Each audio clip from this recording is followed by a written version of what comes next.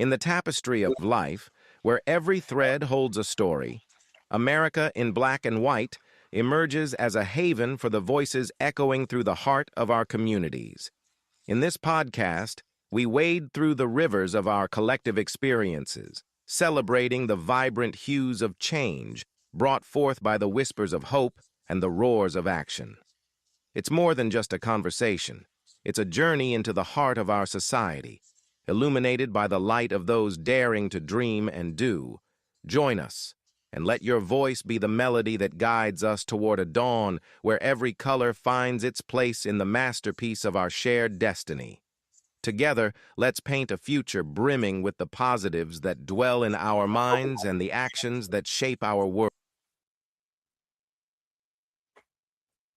Good evening, family, and welcome to another transformative episode of America in Black and White, where truth meets testimony and where the lived experiences of our people become the blueprint for collective healing and progress. I'm your host, Charles Zachary King, and tonight we are shining a light on a woman whose life's work stands at the intersection of compassion, leadership, and community restoration. In a world where trauma too often goes unseen and unaddressed, there are individuals who step into the gap, who refuses to let pain have the final word. Our guest tonight is one of those rare leaders. Dr. Delilah Y. Hood is a professor, an entrepreneur, a community advocate, and a visionary whose commitment to service is not just professional, it is personal, spiritual, and deeply rooted in legacy. From earning degrees across business, psychology, sociology, social work, and healthcare administration to founding Family Resolution and Empowerment Services over a decade ago, Dr. Hood has built a life centered on empowering survivors, strengthening families, and restoring communities. Her partnership with the Indianapolis Metropolitan Police Department has created a lifeline for non-fatal survivors of gun violence, connecting them to counseling, mentorship, grief support, and the wraparound services needed to rebuild their lives. She is also the founder of Grandparents Raising Grandkids Foundation, a nonprofit that uplifts the often overlooked heroes raising the next generation. And as an adjunct professor at Marian University St. Joseph's College, she pours her wisdom into the classroom, shaping future leaders with the same passion she brings to the community. But beyond the titles and accolades, Dr. Hood is a woman shaped by powerful influences. Her mother, Charlie May, and the incomparable Dr. Joan McClennan, two Black women whose strength, intellect, and unwavering belief in her help mold the leader we celebrate tonight. So settle in, family. Tonight's conversation is about healing, leadership, legacy, and the power of Black women who build, who nurture, and who transform communities from the inside out. Ladies and gentlemen, Dr. Hood. Good evening, Mr. King. Hey, Dr. Hood, your My camera. camera is not on. Okay, what is wrong with my camera? Apologize. Okay. There we go. Good evening, Mr. King. Good evening, and how are you? I am doing great. I can't complain. Well, I want to thank you for taking the time to spend some time with us so people can get to know the wonderful things you do, but also the people in your community can know what it is, the commitment that you have to it to help build it and make it transformative. Is there anything you'd like to say to our audience before we get going into the show? Yes, first, I would like to give honor to God. And then, second, I would like to thank my family who has shared with me that they're tuning in and friends. And I would like to thank you for this opportunity to be here on your podcast. I really appreciate it. And I'm looking forward to this evening. Well, I definitely appreciate that, and I'm ready to dive in because, as I was reading your Mhm. bio is very inspiring. Thank And you. what I'd like to do is I like to start off by let's going back into your life story so people can get to know you and how things started for you that got you to this point. Yes, Um, absolutely. Go Go ahead. ahead. No, you go ahead. So, when you reflect on your early years, what Mhm. experiences shaped your passion for service and community care? Yeah, when I reflect on my earlier years, I would say it started with my mother. I'd Mhm. have to say go all the way back from my childhood, through the years, I watched her. My mother was a minister, and just watching her, work with children and people in the ministry and just her life, period. She just inspired me with her knowledge and just all that she did. My mother, she only had a ninth grade education, and you would have thought she had a college degree. But I just, she inspired me, and just through the years, just the people that God blessed me to have in my life. From a child all the way up until adulthood, whether it be from school teachers to even my siblings. I'm the youngest of five. And so I learned a lot from my siblings, to professors that I've had through the years. All of these people and just other leaders have shaped me to in who I am today. So, what are some of those things that you learned from your mother and your siblings that really jump-started your feeling about a community and building it and servicing people? Yeah, it goes back to my mother. I tell you, that woman she was something to reckon with. Again, like I shared, my mother only had a ninth grade education, but Um, she had an entrepreneur spirit. I tell you, I remember as a little girl, my stepfather was a foreman on a farm. And so every summer, my mother would get the contract to manage a cotton field. And so a lot of my young people on here listening probably don't know about some of this, but they're going to learn today. But she would get the contract to manage a cotton field, and so and what that entailed was she would. Of course, we lived on a farm. She would go into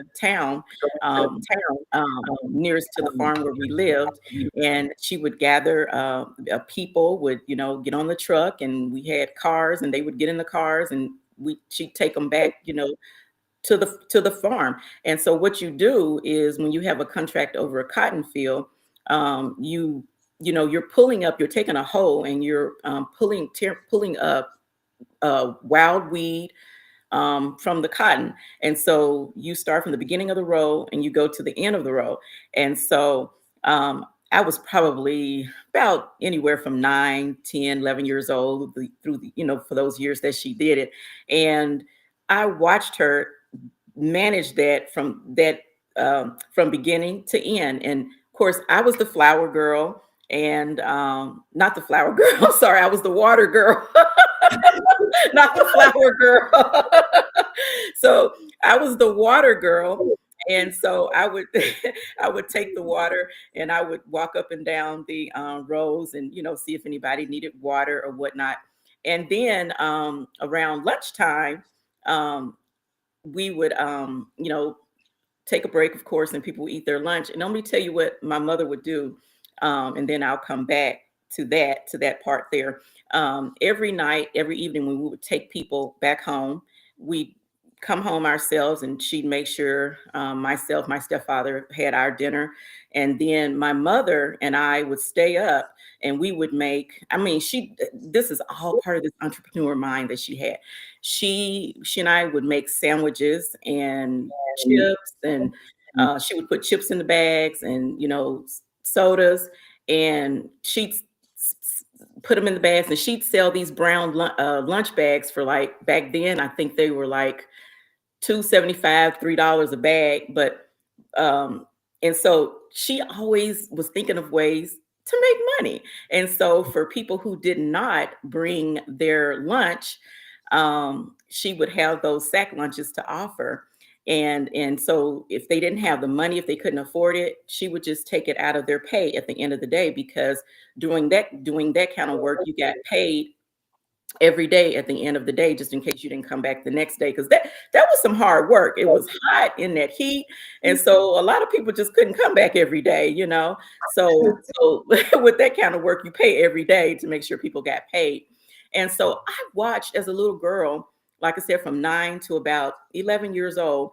I watched her do that in the summertime and manage. The owner of the farm would give her a lump sum of money that she had to manage and make that stretch for the whole summer and pay all of her helpers. And she just, again, watching her do that. And then fast forwarding, keep in mind, with a ninth grade education, I watched my mom go and get her CNA. She always wanted to be a nurse, and so she went back and got her CNA. And I watched her also get her insurance license. She was a recruiter. She wasn't licensed, because even back then you had to be licensed to sell insurance. And so, but you could be a recruiter. You could recruit salesmen, and you didn't have to be licensed. So that's what she did for Primerica. And so just watching her do that, and at the time, as a young girl and as a teenager, I didn't understand then, but what she was instilling in me was entrepreneurship. And Mhm. Mr. King, that's where I got it from. I got it from watching my mother right there at home. And it wasn't until I became a young adult, and then when you look back, on your life, and it's like, wait a minute, I had a trailblazer just right there, my mother. And she always did more than one thing. She did not just do one job, as you heard me, talk about, go from the beginning when she managed the cotton field and how she made sack lunches. She was always thinking of ways to make money. And so what we talk about today, we talk about income streams, how we need to have more than one income stream. Little that I knew she was teaching that to me even then, about income streams. Don't just have one thing that you're doing as your means of income, but have other skills and other things that you do to make income. Mhm. So, what did young Delilah dreaming of becoming, and how close it is? How close is that to the woman you are today? Yes, I would say that young Delilah, I was always that curious one. And my siblings, I know they're on here watching, so I know they can vouch for that. I was that one that they all looked up to, that Delilah's gonna go all the way. She's gonna get her, high school diploma, and then she's gonna go on, she's gonna go to college. So with having them older siblings, and then, like I said, some of those people that other people in my life that inspired me, I knew that I was going to someday have a college degree. And I did just that. I was the first one of my mother's children to get a college degree. And so that was breaking barriers in my family. And that meant a lot to my family for me to get a college degree, and to be the first, because again, I broke barriers in my family.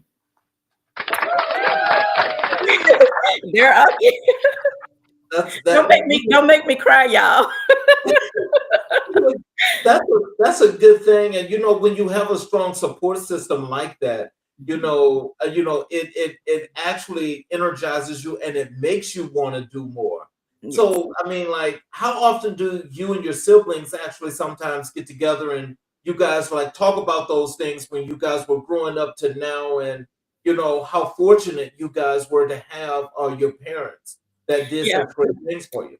Absolutely. Actually, earlier today, my sister and I, we literally just had that conversation. But as far as all of us, my mother had 5 children, and all 5 of us, thank God, we're still living. We're here in the land of the living, and I'm grateful for that. Um, the last time we were together, and it had been a while, we lost our mother December 11th of 2020. And unfortunately, after that loss, it took some time for us all to come together and to be together again in one room. Usually it would be two or three of us or whatnot, but to have all five of us together again, that happened about 3 months ago. And so we we always talk about our childhood growing up. Of course, they tend to leave me out is because they're a lot older than me. So the things they talk about is what they did together, the four of them, before I came along. But they always, even the things I could not remember as a child, they always reminded me of how loved that, I was and am, and also the spoiled child that I was growing up. Being, the sister that's was the baby before me, she is a 7-year gap, and then everybody else would be over 10 years, older than me. So Oh, my wow. three, yes, my three Little was the sisters. baby. Yes, my mother was older when she had me.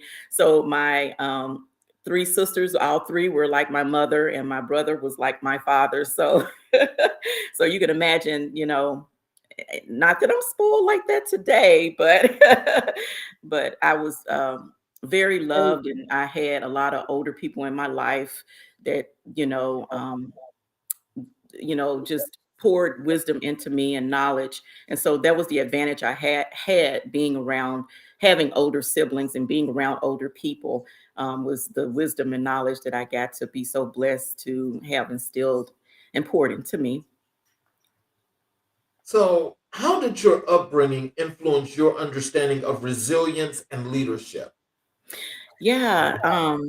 Again, I just want to say, watching, life wasn't always peaches and cream, for us growing up.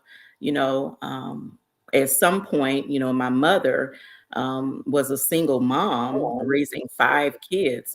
And she did what she had to do to support us. And I can't even the older ones, they can vouch for this. We can't even remember a time that we can ever say we were hungry or we were homeless or didn't have anything. She worked two jobs. She would work by day and then work at a factory in the daytime. And then she, work. And this was before, she married my stepfather, when she was single. And then she worked at a place called, I remember, Scotty's Trucking by night. But she did what she had to do to make sure we had what we needed. But the struggle was real. Yeah. And so looking at that, I'm grateful that we were never homeless, and I don't ever remember a time being hungry. But I still looked at my mother struggle. I still look at how hard it was for her, and you know being the youngest, the time she, I'm sure, wanted to spend with me, but couldn't because she had to work. And, I had to be with my older siblings. But just looking at that, and I believe that a lot of that. And then when I think back even on my father, on my dad was a Vietnam veteran. And he, he and my mom separated. They were no longer together. By the time I was about a year old, he moved to Miami, Florida, and that's where he lived. And I remember we, communicated by phone, and that's how we kept in touch. Until I was about 12 years old. And then he came to visit me. But I remember my dad being a Vietnam veteran. As you know, back then they didn't have the support that these veterans have now. They didn't, they suffered PTSD, and they didn't have social workers and people who could counsel them and help them. And so my dad, he had all those issues. He dealt with all of that. And he had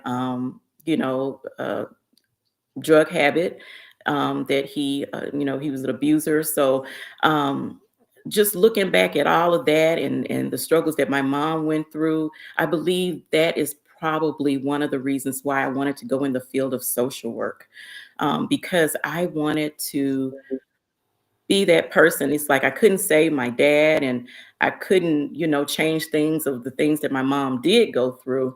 Couldn't change all that, but I knew I could help the lives of others. And so that was my main motivation, for wanting to be a social worker, is just to help people. And I just naturally just have a love to serve. And again, I would say I got that from my mother, um, to serve and just to help people. So, what role did education play in your personal transformation?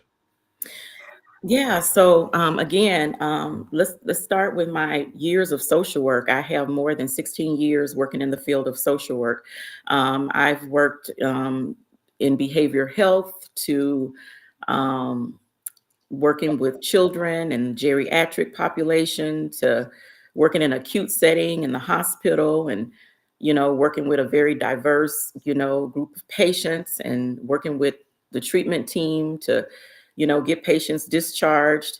I've done that, from leadership roles to um, working training psychiatrists and nurse practitioners on proper documentation, to helping build mobile counties in the behavior health field.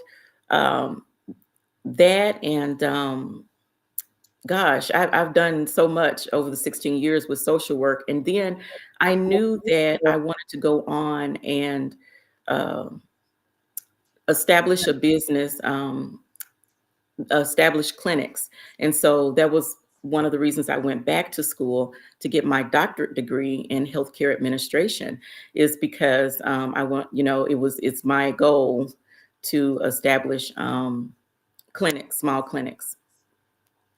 Okay. So, you pursued multiple degrees across different disciplines. Mhm. What drove that hunger for knowledge?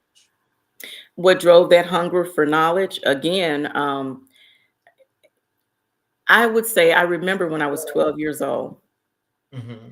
and my dad came to visit me, and he set me on his lap and he looked me in my eyes and he said, Delilah, it's two things I remember very vividly that he said to me. He said, I want you to always take care of your mother. And he said, and I want you to get the highest level of education that you can possibly get. Oh, wow. I never forgot his words. I was 12 years old then. So not only that, it was important that I go to school and be the first to get a college degree of my mother's children, but it was important to me to keep my dad's word, to honor what he said to me. And every year, every degree that I got, even when it got hard, even times when I was pregnant and having to walk in the rain from class to class or inclement weather, I didn't give up. I kept going because I kept his words in my mind, in my heart, to get the highest level of education that I could get. And I did just that. I did that not only for myself, my family, but I did it for my dad. So, as we're doing this wonderful show tonight, and as you're looking into the cameras, what is it that you can tell our audience? What is and what was Delilah's motivation? What's that motivation? My motivation is my love for people and enhancing and improving the lives of others. Um, I just want to say this, Mr. King. Um, let's talk about my business, Family Resolution and Empowerment Services LLC. I established that business 12 years ago, um, in Missouri, and I've been in the state of Indiana. I've resided here for a little over 5 years, almost 6 years, and I hadn't done much with that business since I've been here. And the opportunity, the door opened for me to partner with the Indianapolis Metropolitan Police Department to work with non-fatal survivors and their families. And that right there is important. That is important to me, is because that's going to give me the opportunity to work with an at-risk population and their families, offering them support, offering them the services that they need, the intervention that they need to hopefully turn their life around to where they don't want to go back out there picking up a gun again, and that they want to improve. Here where I live in Indiana, gun violence and youth and gun violence is pretty, the rate is pretty high here. If you rank us compare nationally, we rank somewhere around 15 to 20 out of all the, nationally, out of all the states. That's pretty high. So gun violence is an ongoing issue here. So for me to have that opportunity to work with that population, I just thank God for choosing me to utilize my experiences, my skills to help work with other partners and the IMPD to help change some things in our community. So, what challenges did you face as a Black woman navigating higher education? I would say the challenges that I faced as a Black woman getting my education, and I have had to be transparent, I have had my challenges. I will not call out a name of a university, but I was enrolled at a university that I felt I was unfairly treated and opposed to my counterparts. And that being said, it led me into not giving up, because I wasn't going to give up. And, I'm trying to get her, Maya Angelou. I'm having a brain fart, Mr. King. Maya Angelou, she said it best. She said, "We may encounter many defeats, but we will not be defeated." And so I went through, that came to mind. I couldn't get her name out, but it came to my heart about when she said that.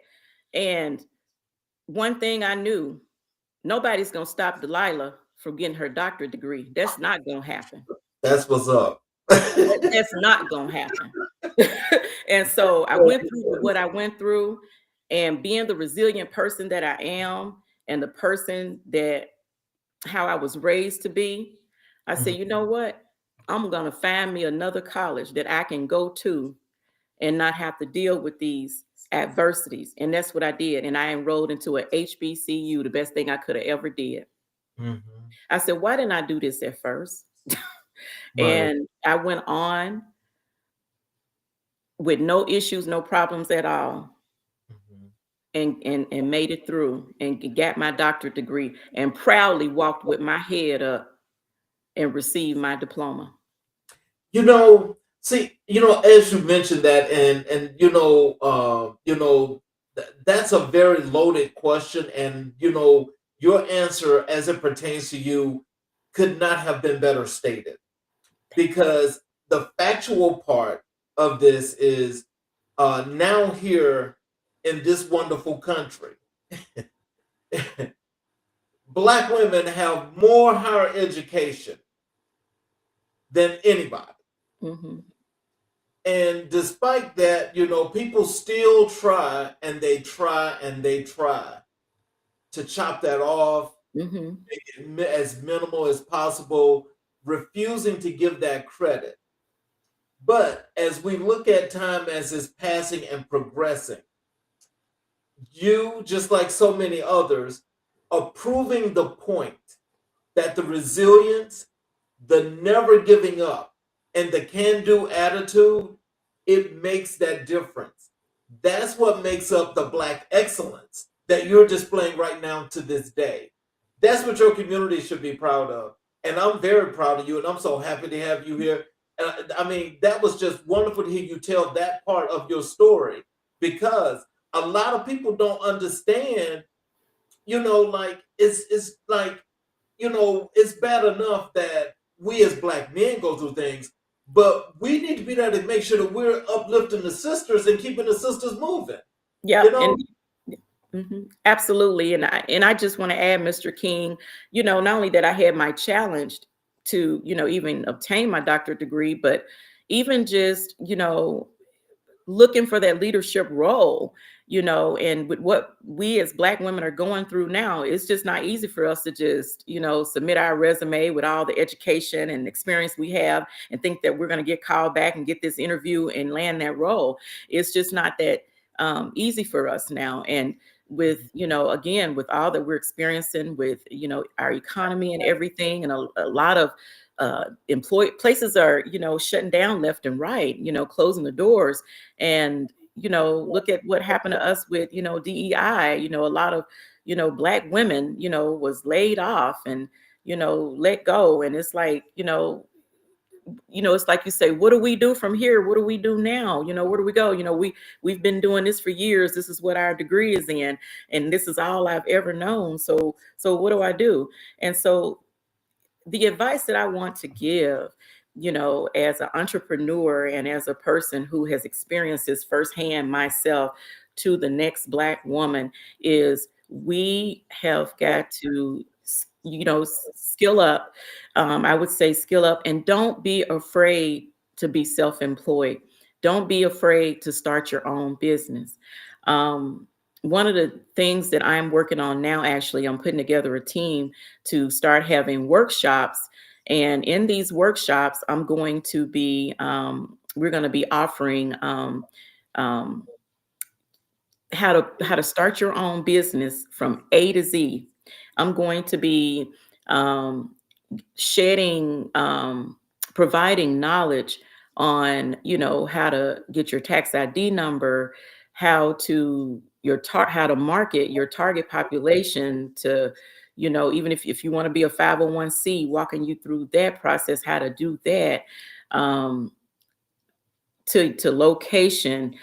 I mean, from A to Z, you will be able to start a business. I'm going to offer those workshops, and because it's important to have the proper tools that you need. You need that education and that knowledge. I mean, those are your main two things. That education and knowledge is important. And again, I just want to say, don't be afraid to start your own business. If you've had this, passion in your heart, something that you've wanted to do for years, but haven't done it, the time is now. If you've been laid off your job, displaced, whatever the situation, the time is now. Don't be afraid to start your own business. And if God has given you a vision, and one thing I know, and I know this firsthand, if God give you a vision, He's already made provision for you. He's just looking for you to make that first step, that faith walk, to just step out there and just do it. well, I want to tell you that your support is here. Kiana is, she wants you to know she's checking in. I'll put it on the screen there. Thank you. That's my beautiful daughter. And here we go with another one here. This is Nima. Good job, Grandma. I'm so proud of you. That's my grandson, my youngest. Oh, Um, Hi, Nehemiah. I'm sorry. I need to keep my glasses on. There's Elijah is checking in. Yeah, that's my oldest grandson. I love you guys so much, so much. I do what I do for those two boys, my two grandsons. They're my everything. And see, I get teary-eyed when I talk about them. They're my everything. I do what I do for them. I break barriers for them because I want them to do what Granny has done.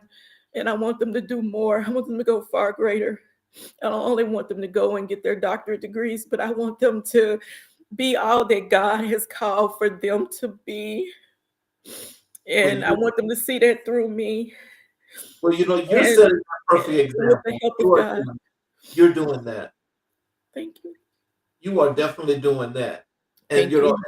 that's what that's why that support system gets so much bigger around you, because that you don't have to worry about doing nothing but succeeding. And that's what you're doing. And we're grateful, and everybody's honored to have you here tonight anyway, Thank because you. your story makes that difference. How did your mother, Charlie Mae, shape your worldview and your sense of purpose? Yeah, just again, like I said, and I don't mean to sound repetitive, but my mother, she was so amazing. And and a lot of times you don't realize that about your parents until you get older and you look back and you think, why did she do this? Or why did she have me doing that? Or why was she. But when they expose you to things like that, it's to make you who you are, it's to make you a better person. And so just watching, her life and, you know, um, how she only had a ninth grade education and accomplished all that she accomplished. I remember when she bought her first home on her own. Um, my dad, before he moved to Florida, he bought her a home and us five kids. But at some point, through the years, she no longer had that home. But I remember, fast forwarding, when she became single as an older adult, she again, like I said, she worked as a CNA.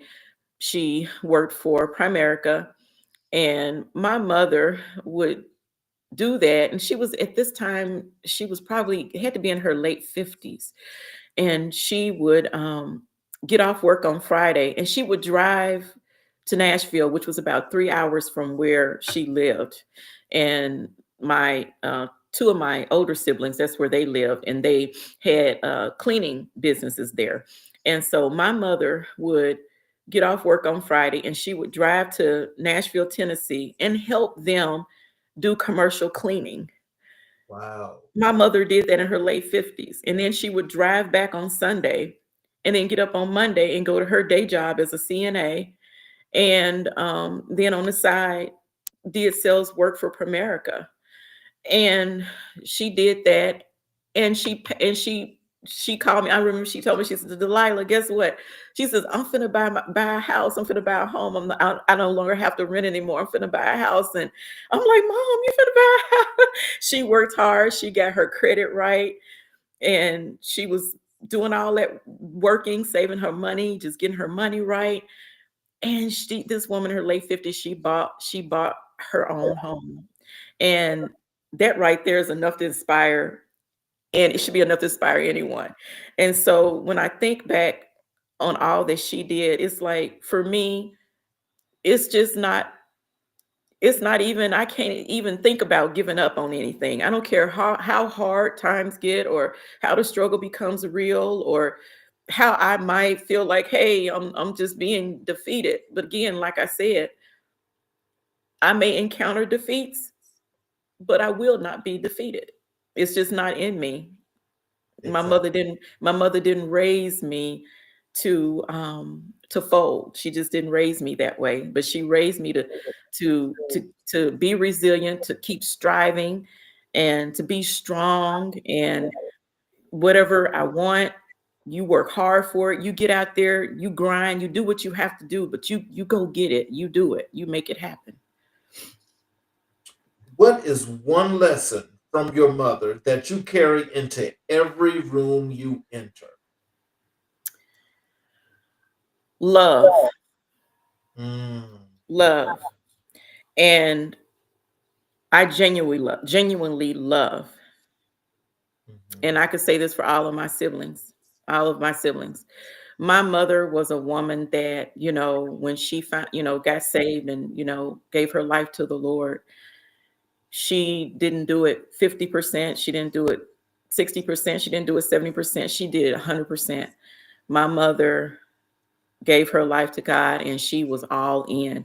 She was like I said, a minister. She was a singer. My mother sung in church. She taught Bible study, whatever needed to be done in the ministry. She did it, and she instilled that um, in me as a little girl.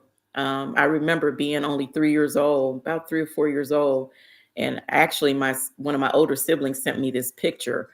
Um, but she was teaching me the biblical characters in the Bible. You know, everybody, all the great men and women in the Bible, instilling it in me and God's love and just love as a little girl. And so that's all I've ever known. You know, she raised me in church and to love God and to be a hard worker. And that's just who I am. That's all I've ever known. Well, look, you have one more heartfelt comment that's in the chat, and let me put it up. Love you, Mama. Is that my son-in-law? I think that's my son. I don't call him son-in-law. I call him son. Cody Skinner. That's my son. That's my son-in-law, my daughter's husband. But I call him son. In this family, there's no son-in-law. He is son. So, can you tell us, how did Dr. Joan McClennan influence your academic and professional journey? Yeah. So the reason I mentioned Dr. Joan McClennan, and she was one of my professors in my master's program. And I remember she and I, after the program, she and I still kept in touch. And I remember we met for lunch one afternoon. And one of the things that stuck with me that she said to me, and it stuck with me through the years and even to this day, she said, Delilah, she said, until you get the position and the role that you want in social work, and I was, again, just getting started with my master's, she said, volunteer. She said, choose places that you're passionate about and go volunteer at those places. She says, I know they don't bring you income, and I know that, you know, it's not necessarily, you know, what you want to do long term. But she said, until you land that role or get where you want to be, continue to volunteer. She said, because what that does, you're adding that to your resume.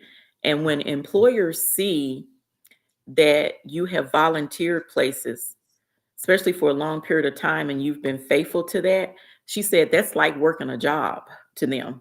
And she said, and that goes a long way. So that stuck with me. And even to this day, I volunteer, and I do it because I'm a server, and not that I do it because I want to be taken advantage of or anything, but I do it is because I know it's not always about the paycheck. It's not always about the money, but it's about getting experience. You get work experience, and employers do look at that. They look at your volunteer work that you've done. And what I would say to someone who has been displaced or in between jobs right now, if you're not that person who want to be self-employed or desire to start something of your own, choose a place in your community that you're passionate about and see if they have any volunteer opportunities. And if they do have volunteer opportunities, go volunteer. Go volunteer, because that very place that you're volunteering at could be that very place you end up with a great position, a leadership role. So please volunteer. Don't just stay home and, you know, submit resumes day in and day out and feel frustrated and feel defeated. Don't let that happen to you. Go and volunteer. Go in your community, because there's plenty of places out there that can always use your help, your skills, and what you bring into their environment, even if it's just your smile and your presence. But go volunteer, and you'll be surprised what just volunteering, the doors that it will open for you. and again, could be your next leadership role. So tell us, what does legacy mean to you, and how do you see yourself building one? Yeah, so legacy to me is everything that I've said to you and to the audience this evening is letting those who love you, those in your community, um, those that you're advocating for, let them see that all that you do, you're doing it not only out of passion, but you're doing it, you're letting them see that you're out there, you're working hard to make change, to make a difference. Um, and for me and my family, being educated so that the next generation can see that all those things that they want to attain, all those goals that they want to attain, they're attainable. It's all feasible, but you have got to have the mindset and the drive and the motivation. And so the legacy that I want to leave to my children and my grandchildren and those in my who know me is my love. Remember me for my love, my hard work, my resilience, and my compassion. Wow. Um, let's transition over to your work in social work. Mhm. Um, can you tell us what first drew you to the field of social work? Yeah. Again, like I said, not to be repetitive, just watching through the years of the struggles my mother did go through, and then also knowing the addictions that my father had, that, and then just I remember before I got my social work degree, I owned daycares. I own two child care learning centers. One of them was licensed for 60 children, and the other one was licensed for, I know it's an odd number, but for 34 children because of the capacity, the building that I had. I was only licensed for 34 in that one. And so with both centers, I managed, or my directors, I was the owner of those centers, and I had two directors. Um, but I managed with both of them. I had let's see, 24 and about 12, probably about 40 employees, because in that, of course, in that line of work, you're doing a child adult ratio, so you have to have more staff. So just doing that work for the years that I did it, and working with the families that I worked with, and just through the daycare, just hearing about a lot of their adversities and their situations. A lot of, my clientele, because of where I was located, where my centers were located, it was in a, low income area. And a lot of, my families were single moms, and I had quite a few single dads, and just hearing how it was for them. And so when I was no longer, when I no longer owned my daycares, I thought to myself, I want to continue this work. I want to continue to work with families, and making a impact in their lives.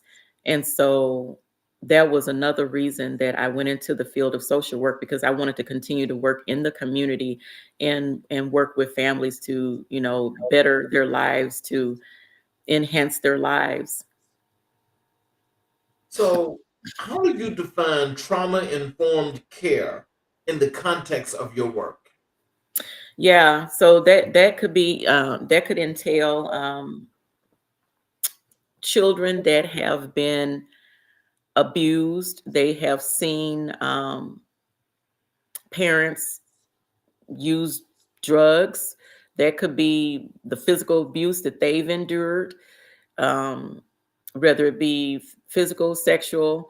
Um, all that is trauma, and all of that, once you've experienced that type of trauma, it takes years, if not for the rest of your life, to you know, get past those types of traumas. Um, that's what I define as trauma in community, when you're working with populations and families and children that have experienced, that, and then domestic violence. I've worked with all those populations. I've been exposed to all of it. You name it, I've been exposed to it, and I've had to step in there and intervene and help those families, with the work that I've done in the different capacities that I've been in, whether it's been self-employed as a contractor or working for an employer. And then I want to talk about currently, the recent partnership that I've just have just taken on with the Indianapolis Metropolitan Police Department. This population, working with non-fatal survivors. These are people who have been shot at but survived. These are people that children have seen someone be shot or have experienced some sort of violence of some sort. That's trauma. All that is trauma. And so this is the population that, I will be working with to provide them, not only, just wraparound services, but, if they need individual family counseling, I'm going to have quite a few young men, between the ages of 8 and 36 that I'll be working with. They're gonna need mentorship. They're gonna need other males to work with them and pour into their life, and just be there for them. Let them know that they're not alone with going through the trauma that they've experienced. So yeah.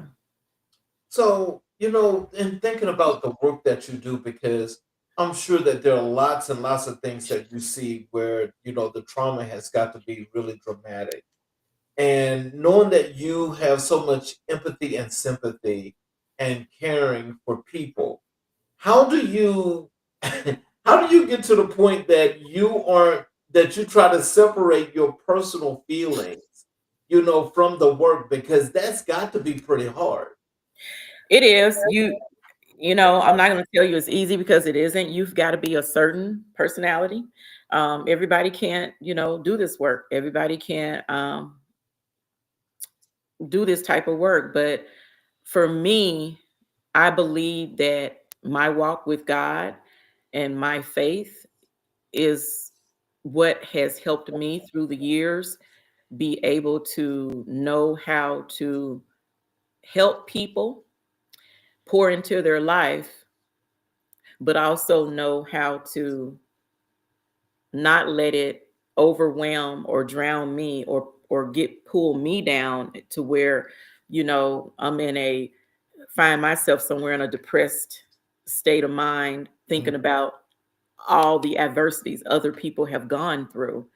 But again, like I said, I believe my connection, my personal relationship with God is, and I know what has kept me grounded and what has kept me stable and kept me strong, and to be able to continue to work with people through the years that has experienced these types of traumas and adversities.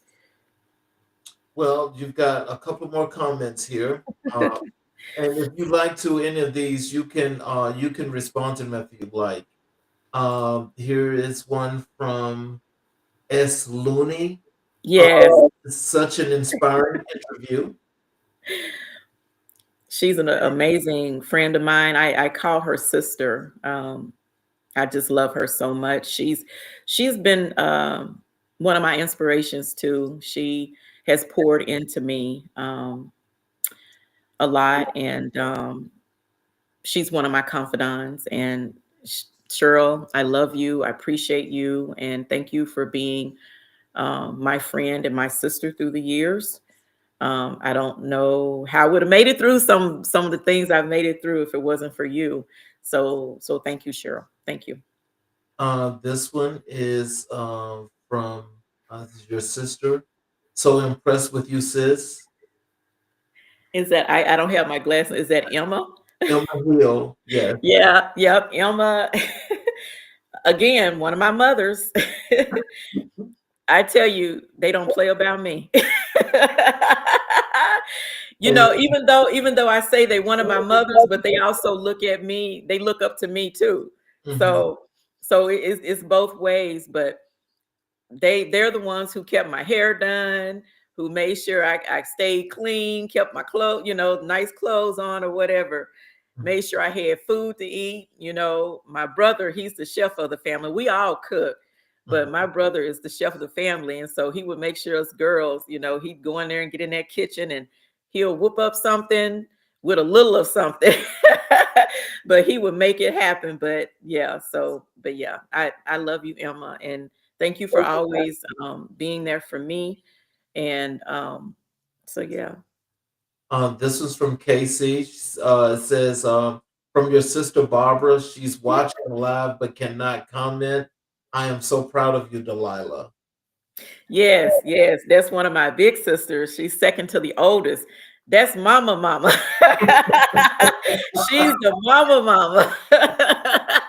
She's the one that, yeah, she's the one that I always lived with. So I remember back when she lived in Dallas. And so she moved me there with her and put me in school and enrolled me in high school there. So she's like, you coming here, you're staying with me. And so, but she was always also another one of my sisters' mama that made sure I had school clothes.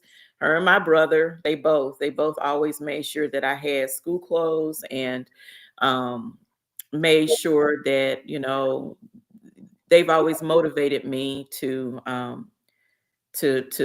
be the best person I could possibly be. And my sister Barbara, she beat me to being an author. I'm still, look, look, Mr. King, I'm still working on a book. Look, I done went and got a doctorate degree and started working on a book last year, got off that book, got on another book, still working on the book. And she done wrote 3 books. She done wrote 2 or 3. I'm working on her 3rd book.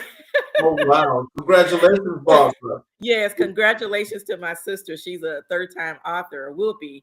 And so I'm proud of her. So she has inspired me, and she has inspired me to go on and get my first book done. I told her, I said, once I get the first book done, sis, once I get it done, they're going to come right after another after that. I just got to get the first one done. And this is from Rosemary. Yes. Love you, baby girl. I'm so proud of you. Remember, I told you you have the smarts to enter the White House roads. Oh, I received that one day maybe, but anyway, that's another mama. So that's my oldest sister, my mother's first, and she was the one who also, as a baby, when my mother would work, her and her husband would come and get me, and they would keep me for weeks at a time. Because like I said, my mother always was a hard worker and she worked to provide for all of us. And so Rosemary was one, she was already, gone and married and having her own children. So she would come get me and keep me and, in the summer times. And I remember she was spoiled. My brother-in-law, he had her spoiled. He would even do my hair and she would just sit back and they made sure all the kids, we had something to eat and everything. So, but anyway, yeah. So I love you, Rose.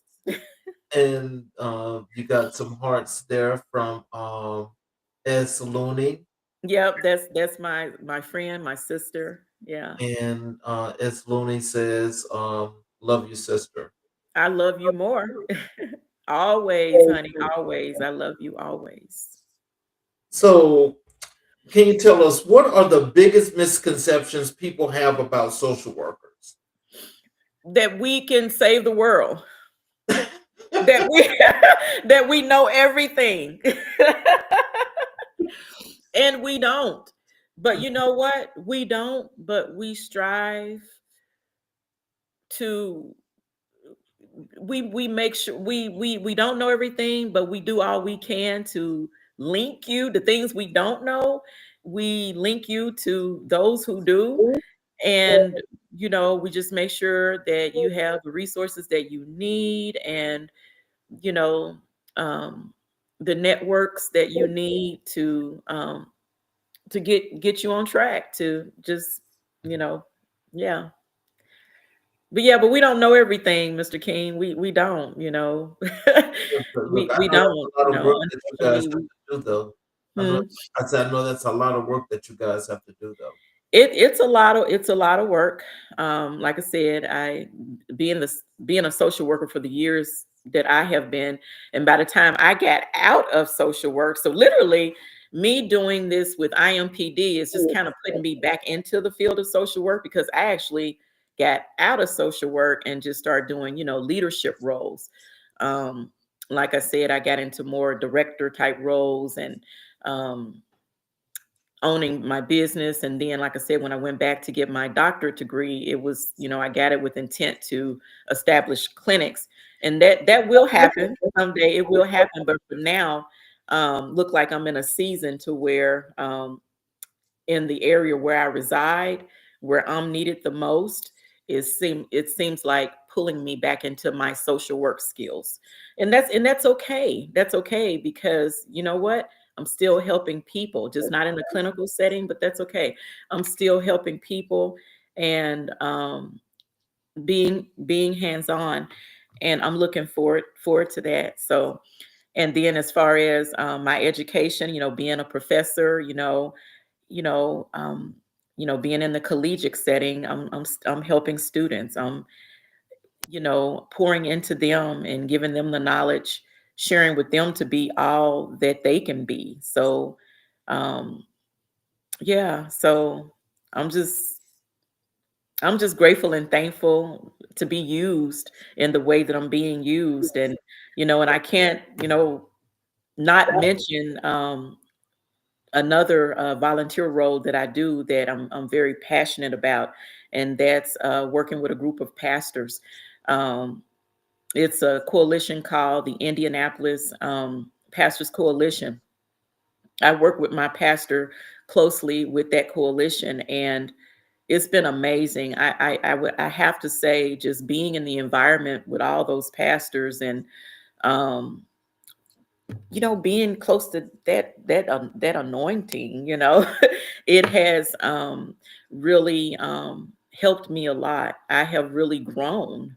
I've grown, spiritually, not only spiritually but naturally, because a lot of things that the pastors in this coalition that they're passionate about is community as well, is in enhancing the lives of people in the community. They're passionate about the gun violence, and you know um, they've run a campaign called don't lose your cool. So really the work that I'm doing, it just really just coincide, it just goes right along with their mission. And so I'm just grateful to even be a part of that. And just I'm just blessed. I just feel so blessed. You have another check-in. Okay. This one is from Mrs. Strode, RN. Yes. And then Yes. my sister. Thank you. Thank you so much. She and I, we go to church together. We go to the same church, and Shelly, I can't wait to have lunch with you this Friday. So hopefully we won't have to cancel on each other. I'm looking forward to the lunch. But yeah, she's an amazing person, and yeah, I'm looking forward to how we can be of an encouragement to one another, and the endeavors that we both are working on, how we can help each other with our endeavors. So let's transition over to your community engagement and advocacy work, and Yeah. how this works in conjunction with your organizations that you've started. Yeah. So one of the things that I want to mention, and I definitely don't want to forget to mention this, I just recently finished a program called Advocacy Works. And this program was launched by State Representative Robin Shackelford. And man, the vision that she has with that is to choose leaders, those of us who are already leaders in the community and who's making a difference, or emerging leaders, and just get us and work with us and just teach us, learn. We learned all about legislative laws and on a local and state level, and how the legislative process works. And so, I'm grateful and blessed to have gone through that, because any of us that has gone through that program, if we say want to someday in the future, run for a political seat, whether it's local, on a state level, or whatnot, we're prepared and we're ready for that. So I'm grateful for that. And, in that program, we did a lot of community work, hands-on work. We got to go to our local state capitol and spend some time, and, with other legislatures. And we spent some time in DC. We got to spend some time with senators there, and our very own um, Congressman Andre Carson from Indianapolis, Indiana. So we got to spend some time with him there in DC, and participate in Q&A, anything, that we wanted to know more about, regarding, legislation. And I feel so blessed to even have been chosen. I believe it was 23 of us. And just to be a part of that, and with the community work that I've already have done through the years, and just mixed with gaining that extra knowledge, it just, you just feel like you're prepared. You feel like you're ready for something. You don't know exactly what it is, but you're ready for something. Right. That's all I got to say. You're ready for something. Yeah. So can you tell us what inspired you to find, when you found Family Resolution and Empowerment Services? Yeah. So when I first established that, it's been about 12 years. When I first established it, the business was originally Family Resolution and Mediation, LLC. I was blessed I wrote a grant back in 2012, 2013. I wrote a grant and got that grant approved through the state of Missouri. And that grant allowed me, and it was an ongoing grant. And to this day, I still have that contract. I renew it every year. And I worked with judges. I work with family law attorneys in helping to provide supervised visits for children that had been removed from homes due to some of those things that I listed earlier, whether it was physical abuse or just what they had been exposed to. Caseworkers, of course, get involved and decide that child need to be removed. And before that family can be reunited, a lot of times the judges will, or the guardian ad litems, which are judges for children, they will a lot of times, say that supervised visits have to take place before we even think about reunification, to see if this, family is fit to get this child back, or if we need to do a termination.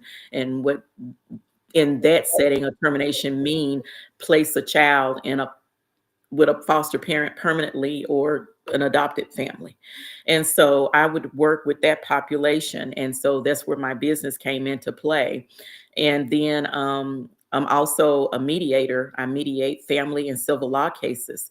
So being certified doing that, I also would work alongside with other mediators to as co-partners to mediate cases, again, family and civil law cases. So that's what I did, with that business. And then under that contract, I could, hire psychiatrists, psychologists,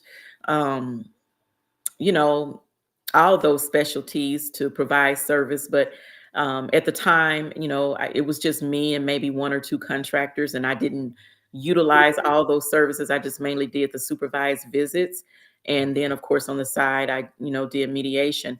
But yeah, so then fast forwarding, bringing the business here to Indiana, when I when I got the opportunity to partner with IMPD, again, the Indianapolis Metropolitan Police Department, to work with non-fatal survivors and their families, that gave me the opportunity to just bring that business to Indiana as a foreign business.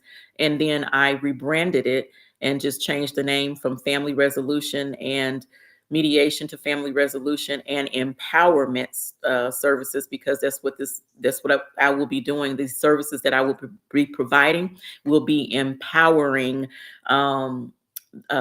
ages 8 to 36 and their families, giving them the resources that they need, and connecting them to other partners to get wraparound services, whether that be looking for jobs or just other services like that they might need. So I'm looking forward to it, and just can't wait to see how I can contribute to helping to meet our goal, and that is to get to decrease the number of gun violence that we have in our community, amongst our youth, and just period. We've got to work together here in this community. We've got to get uh, those numbers down. As far as our adults, I did my last research. I did see that we're down. We have decreased since 2023 amongst our adults in gun violence, but we yet still remain in that 15 to 20 in ranking. When you speak of nationally, youth and gun violence, Indianapolis, we still rank pretty high. And we've just got to keep working together here in the community, working with IMPD to help them, and working with the parents to help get this number down. So, how did your partnership with the Indianapolis Metropolitan Police Department begin? It actually began with a conversation that I had with one of the deputy chiefs. Um, um, a beautiful young lady that also inspires me. Miss Gervitz, she actually connected me to this gentleman, like I said, deputy chief, and we had a conversation, and it was shared with him of the work that I have done through the years, and in how I could be a great asset to that population, with my skills and experiences and background. And so this was like, oh gosh, maybe 6 months ago, maybe somewhere. It was back in the summer. I do remember that.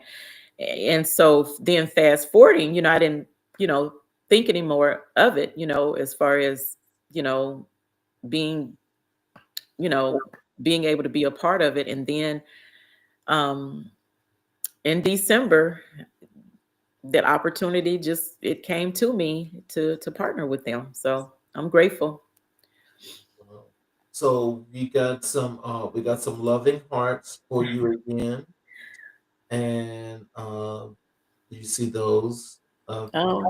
They're Let me from see. Miss Strode. Okay, yeah, Miss Stroh. Okay, and these are supposed to be hands waving. Okay, These would be that's from Sean. I love you, son. and this is Chica. She says, "Hey, Auntie." I'm trying to see. Is it Tamika? I don't have my glasses on either. This Is is that Chica 1248. is that Tamika? Oh, Thumbs up or oh, something, or heart? that's Cheeks. I'm sorry. I need to put my glasses on too. I bet that's my niece. I think that could be my niece. Yeah. It says here, That's Auntie. Tamika. That's Tamika in Nashville, Tennessee. So I'm getting love all from Nashville, Tennessee. Thank you. I love you, girl. This is Hi Mama. Okay, that's my son. Okay. And uh this I is love you, Mom. Okay. I love you too. it says you're doing great. Thank you. Thank you. Thank you. Thank you. I appreciate that. Thank you for that encouragement.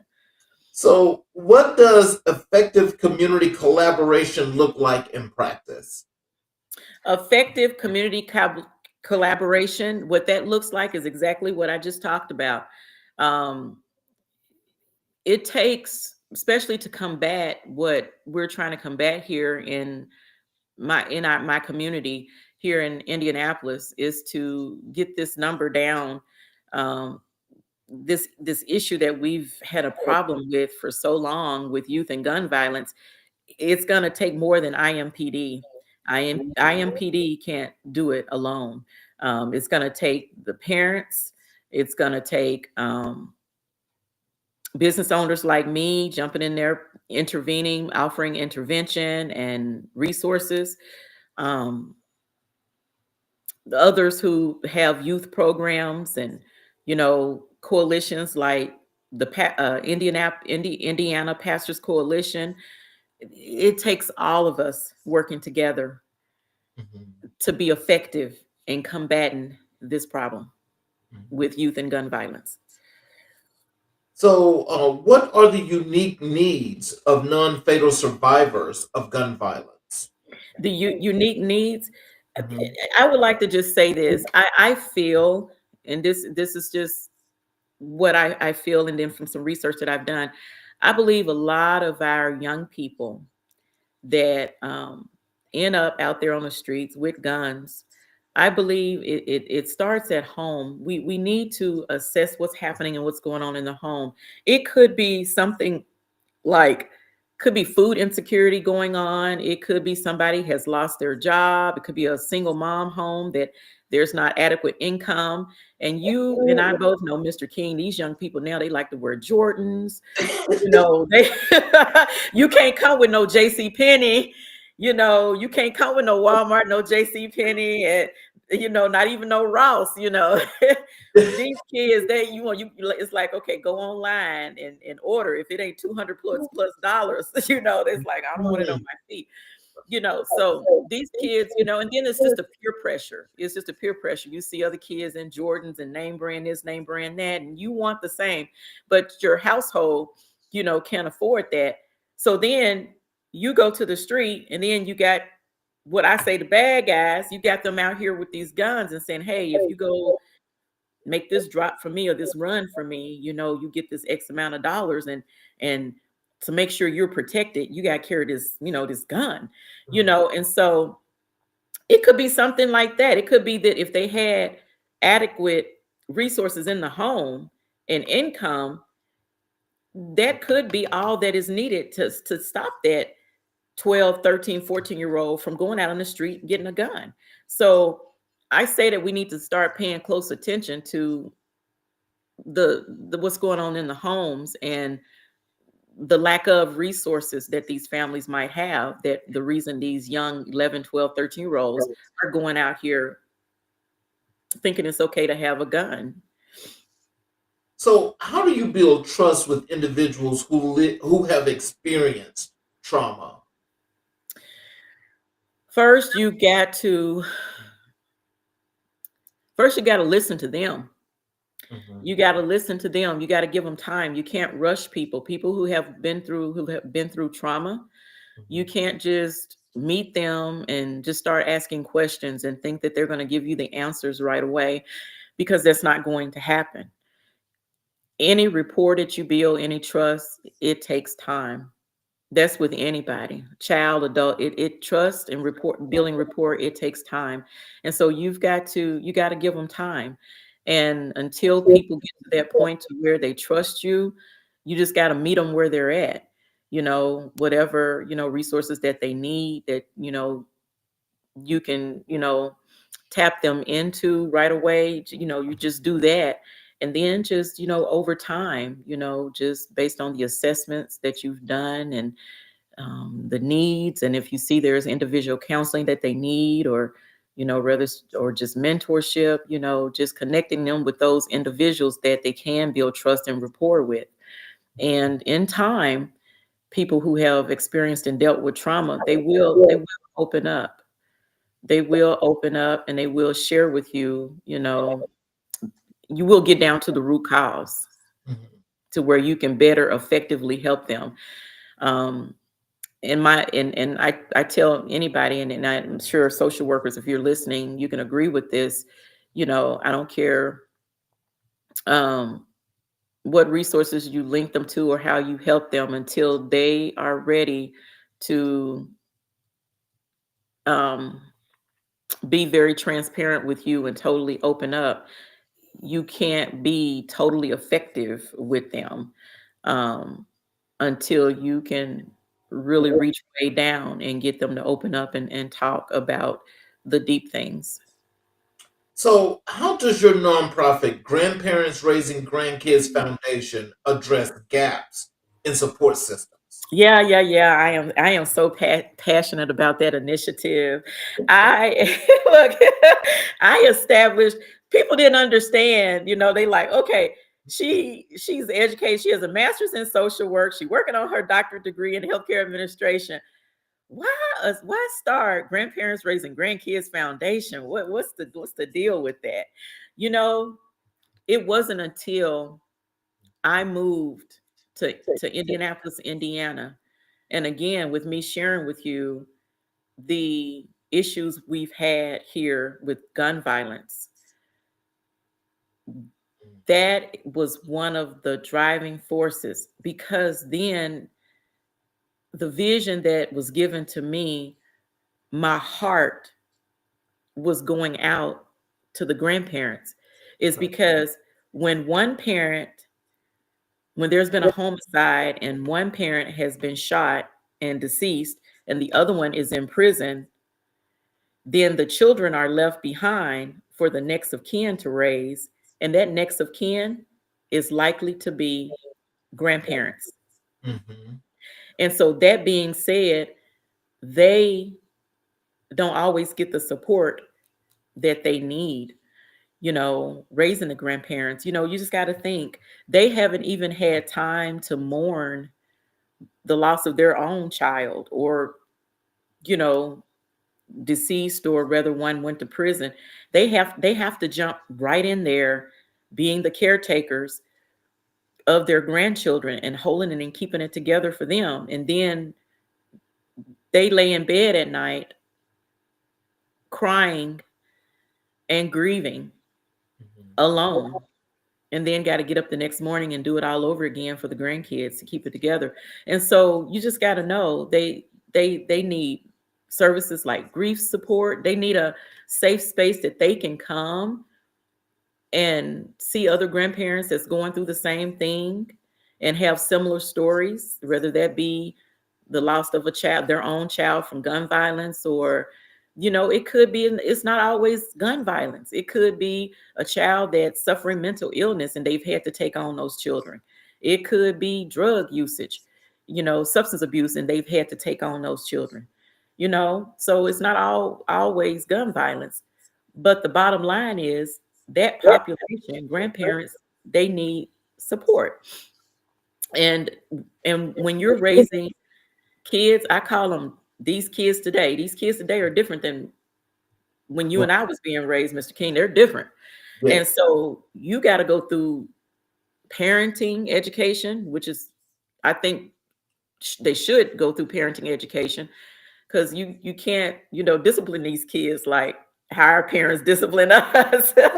You can't do that. These kids will be like, Mm.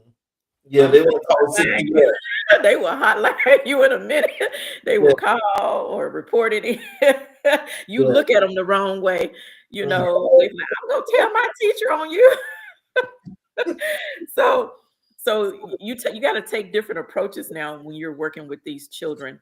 And so that being said, I think going through parenting education, and then it's important that uh, you know they have knowledge of how to log onto a computer. Computer literacy training is very important, because if you don't know how to log on and work a computer, you won't know how to. These children now, they're good. They're good with computers from that what time they get in kindergarten, age 5. Mhm. They know how to work a computer better than their parents, and so they're on all type of search engines, looking up things, inappropriate things they shouldn't be looking at. So you as a grandparent, you need to know how to log on that computer, and you need to know how to go to a search engine and look at the history and see what these kids are looking up, so you know how to keep them safe, or what to restrict, or what to, ban them from. Yeah. So I think computer literacy is important. I think another thing that's very important too for grandparents is uh, education, legal guardianship education. A lot of times grandparents will get the grandchildren in their care, but they won't go the next step further. And they won't go on and get legal guardianship. They just raise the kids but won't get legal guardianship. And what I found, a lot of them won't go all the way because they don't have the knowledge and the education. They don't know how to go about it, how to get legal guardianship, or they, feel like it's an expensive process and they can't afford it, so they just raise the kids without becoming legal guardians. And that poses a problem even in the school system, because as a grandparent, if you don't have legal guardianship of your grandchild, let me give you an example, Mr. King. If that child gets sick and they go to a public school, a lot of people don't know this, but if you're not the legal guardian, and if that child gets sick and have to be rushed to the emergency room and the decisions have to be made, the grandparent cannot make the decision, or the person they're living with. I'm serious. They can't. Wow. Really? Yeah, they can't. You have got to be a legal guardian to make a life, death threatening choice, decision about a child. And so that's where the school system comes in. At the school administrators, they have to make the decision of the destiny of what's going to happen to that child. If they found out you're not the guardian, you cannot sign off on the paper. You cannot make a decision. And so it gets very serious.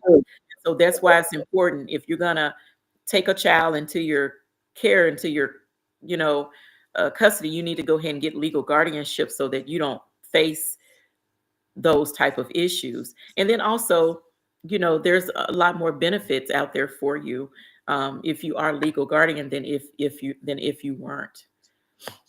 Mhm. So we discussed also, we discussed Black History because we do Black History 365. When we were chatting and I asked you who were the most influential Mhm. person or the most influential person or persons in your life and career, you mentioned your mother, Charlie May, Mhm. and Absolutely. Dr. Joan McClennan. Can you tell us why are your mother, Charlie May, and Dr. Joan McClennan the most influential figures in your life? Again, I think I answered this too soon earlier in the conversation, but I would have to say my mother is the most influential, and reason being is because I know that I get my entrepreneur spirit from my mother. Again, although she only had a ninth grade education, but I watched her from the time I was a little girl, the things that she did to be self-employed with the resources that she had. Um, and I remember one of the things I wanna say, and my siblings, I know they're listening to this, but I remember my mother was well known in the community that where we lived at the time. She, Mr. King, would set out in her front yard. She'd set tables out, and anything she was no longer using or was just sitting there, she would go and just sit everything out.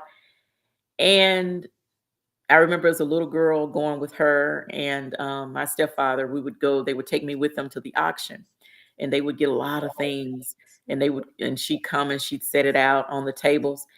And we'd have a yard full of people. And it wasn't a yard sale. This lady had a store in the front yard.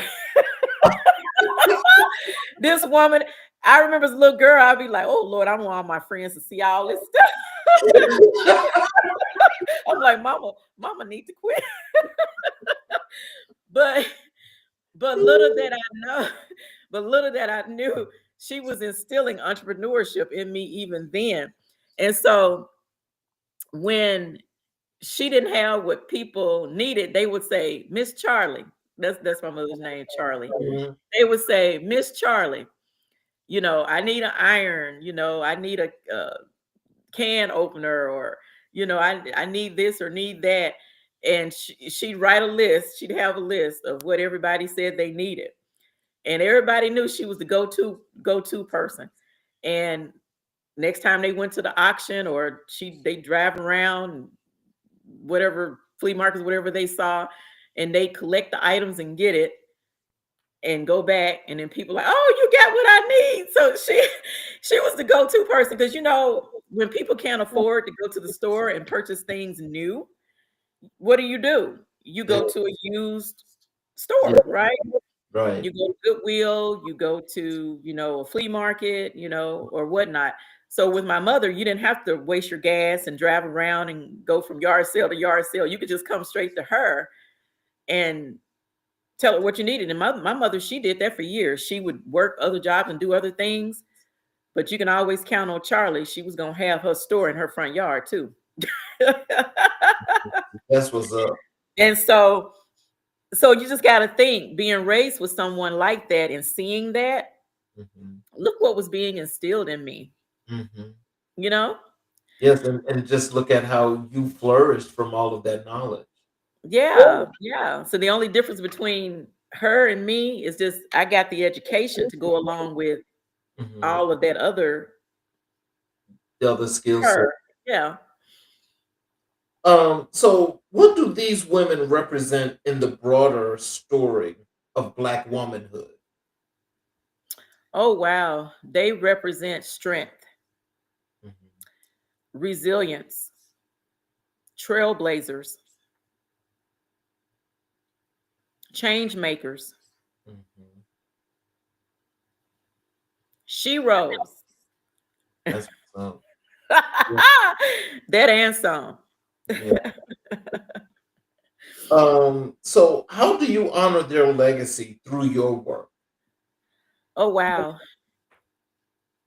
People that I encounter, whether it's at church, being a greeter, work that I do in the community, working with people, on the job, stores I go to, any environment, love, the genuine love that I show you, and the care that I show you, and the compassion.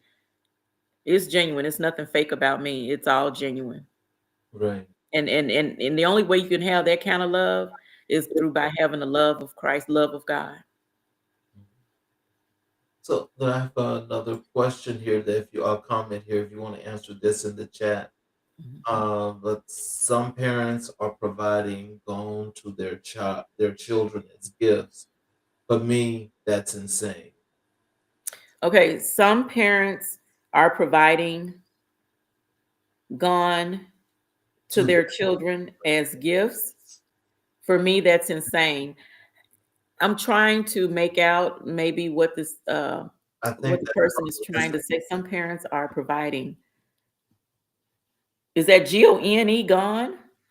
yeah, that's gone. Providing gone to their children. Guns. Oh, Yes. So what she says is some parents are providing guns to oh, their children as gifts. For me, that's insane. I totally agree with you. I'm not sure who this is coming from, this is Jackie. that's Jackie, look, child. Jackie, I totally agree with you. No child should be provided a gun, especially if you're not going to put that child through gun prevention and gun safety. Yes. You can't just put a gun in the hands of anybody, not just a child. I'm talking about adults. Nobody should have a gun in their possession, and you've not gone through a gun prevention and safety training or some kind of class. Because if you have children in your home and you own a gun, you've got to know yourself how to keep those children safe, and keeping those guns locked up with safety on them somewhere where the child can't get them. And if the child do get them, at least you have safety, a safety on, on the your carrier, your gun carrier. Mhm. But yeah, I agree with you totally, Jackie. It's insane to me too. I don't understand that, and I'm not saying anything is wrong with guns. Don't get me wrong. I'm just saying if you're gonna own a gun and give it to a child under 18, in my opinion, you need to be over 21. But if you're gonna give it to a child as a gift, even a BB gun, make sure you educate the child on gun prevention and safety. Wow. And you've got another hey sis. Hey, I don't That's know who from it is. Allo HXS. Okay, I'm not sure who you are, but hello. And so, can you tell us what does Black history mean to you personally? Oh wow, Black History, man. You know, we still got a ways to go, but you know what, Mr. King, we've come a long way. We have. And I thank God for uh, Martin Luther King. We can't let this video end without giving him some honor, showing some appreciation and some gratitude for his work. Not only all the wisdom that he shared with us, but even as being a minister, the love of God and instilling in us love. He wanted Black people and white people to work together and love one another. That's what he promoted. That's what he was about. And until we figure it out, until we get it right, you know, Hmm.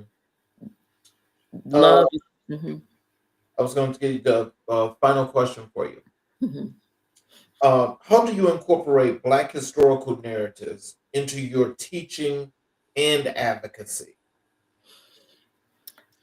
Um, I would say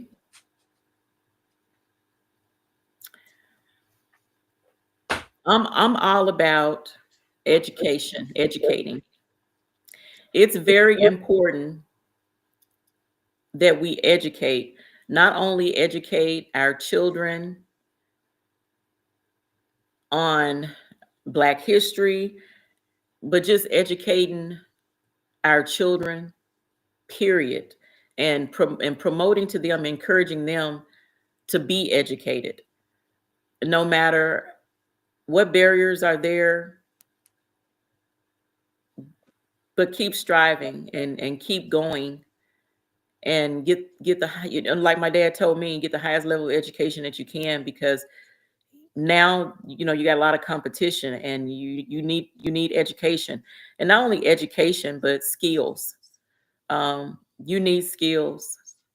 If you can't get a degree, at least skill up, so that you're not left without something that you can do to earn a living, to make income. But my biggest thing I would say is education. And in closing, I would like to say this to encourage anybody who's displaced, who's been laid off their job, and who's looking for a job, and who's frustrated right now, who could be fearful of not knowing what tomorrow is going to bring as far as how they're going to survive and live. But I want to leave you with something, that one of my favorite quotes by Martin Luther King Jr. He says, "If you can't fly, then run. If you can't run, then walk. If you can't walk, then crawl. But whatever you do, you have to keep moving forward. So don't give up. Don't give up. Keep moving forward. Do you I promise you it's light on the other side. do you want to provide your website or your social media where people can connect with you? Yes, absolutely. So, as far as my foundation, Grandparents Raising Grandkids, you go to www dot Grandparents Raising Grandkids Foundation Inc.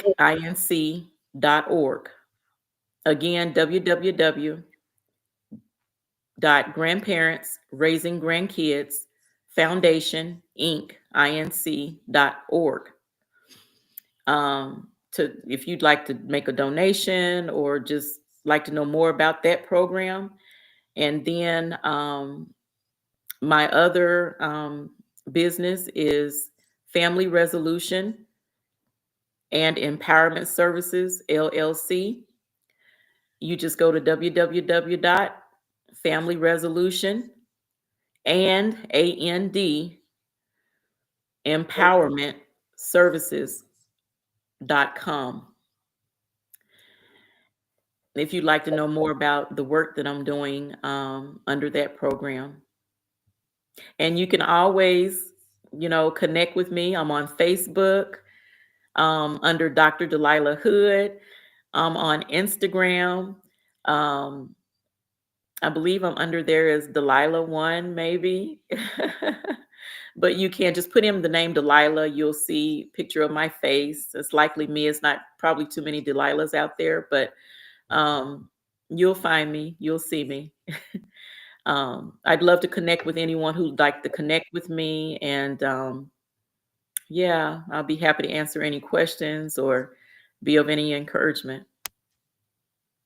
Well, before I close, I want to tell you, Dr. Hood, that this was a wonderful interview, and I want to thank you for, spending this time with us. Mhm. And I've got to tell you that again, you are another example of why we do America in Black and White. Thank you. And this is because when we clearly see the positivity and the great things that people that look like us are doing, Mhm. these are again, you're another example of what we call Black excellence. And see, the Black excellence is what goes into the legacy. And so, being legacy driven and having this excellence, this is what we want people to see, is to know that there are so many people that look like us that are doing so many positive things that we don't know about. Yes. And I just have to tell you again, this is why we do this show. And I thank you so very kindly for blessing us with your presence. Thank you. Thank you. You've blessed me and I appreciate you. Thank you. Thank you for So, having me. so in closing tonight, family, tonight we witnessed the power of purpose, the strength of legacy, and the beauty of a life committed to healing others. Dr. Delilah Hood stands as a reminder that leadership is not about titles, it's about service. It's about stepping into the hardest spaces with compassion, courage, and conviction. It's about building systems where our people can heal, grow, and thrive. Her journey from scholar to social worker, from founder to professor, from advocate to community healer, shows us what is possible when brilliance meets heart and when legacy meets action. She is the embodiment of what happens when Black women lead with vision and love. Dr. Hood, we honor you. We thank you, and we stand with you in the work of building safer, stronger, and more empowered communities. To our viewers, keep pushing, keep believing, and keep building. And so I want to thank each and every last one of you that are watching, especially on our YouTube channel. If you have not subscribed and enabled all notifications, I am asking for your support. and ask if you would please subscribe to the channels and enable all notifications. As we broadcast this show live on all 8 different streaming channels, this show is not just about us. This show is about everything that we embody and what we do. I want to thank each and every last one of you and just let you guys know that this is America in Black and White, and together we are hitting the next chapter of our story as we start early here in season 4. I want to thank you all that joined us tonight. Please join us again tomorrow night as we have another great show for you again at 6 p.m. Eastern Standard Time. Thank you, Dr. Hood, and we definitely have to have you back. Yes, sir. I'll be happy to come back. Thank you so much.